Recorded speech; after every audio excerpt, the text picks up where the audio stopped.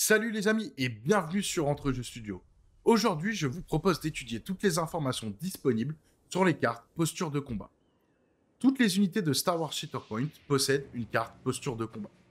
Certaines unités disposent d'une carte recto verso et disposeront donc de différents styles de combat, comme par exemple Ahsoka Tano. Dans ce cas, la phase visible choisie indiquera la posture active de votre personnage. Vous avez la possibilité, une fois par activation, de retourner votre carte afin de changer de posture de combat. Il sera possible de le faire à tout moment durant votre activation. Regardons de plus près une carte posture de combat. Ici se trouve le nom de l'unité. À cet endroit, on retrouve le nom de la posture de combat.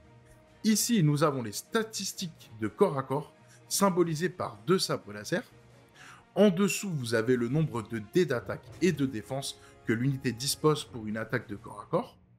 Juste à côté, ce sera le nombre de dés à utiliser pour les attaques à distance, qui sont symbolisés par un blaster. Il sera également précisé en dessous du symbole blaster la portée de l'attaque à distance si le personnage en possède une. Dans notre exemple, Ahsoka Tano ne peut pas exécuter d'attaque à distance. À cet endroit, nous retrouvons l'arbre de combat qui sera utile pour déterminer le résultat des attaques effectuées par nos unités.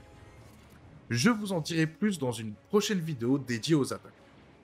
À cet endroit, nous retrouvons les tableaux de maîtrise d'attaque et de défense de l'unité. Ils peuvent représenter plusieurs choses, soit du matériel, soit un style de combat, soit des attaques en particulier, et seront donc utilisés en fonction de ce que vous faites, attaque ou défense. Prenons pour exemple une attaque de Super Commando Mandalorien et une défense de Ahsoka Tano.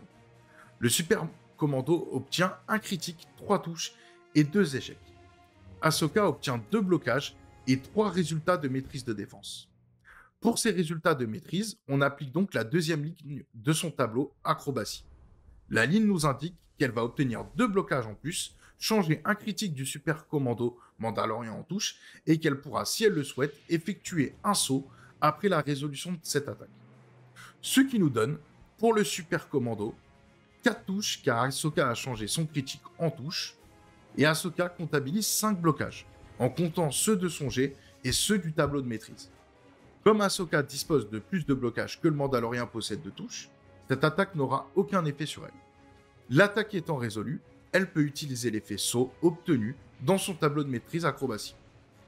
Précisons que pour les tableaux de maîtrise, tous les effets qui n'ajoutent pas de résultats de dés, ne modifient pas les résultats existants, n'ajoutent pas de dégâts, ou bien n'ajoutent pas ou n'annulent pas d'effet à l'attaque, seront appliqués une fois que l'attaque sera résolue, comme le saut qu'a obtenu Ahsoka dans son tableau de maîtrise. Et voilà les amis, c'est tout pour aujourd'hui. Nous approfondirons le fonctionnement des attaques dans une prochaine vidéo dédiée. En attendant, je vous rappelle que vous pouvez précommander votre boîte auprès de notre partenaire MaxiRev pour être prêt le jour de la sortie.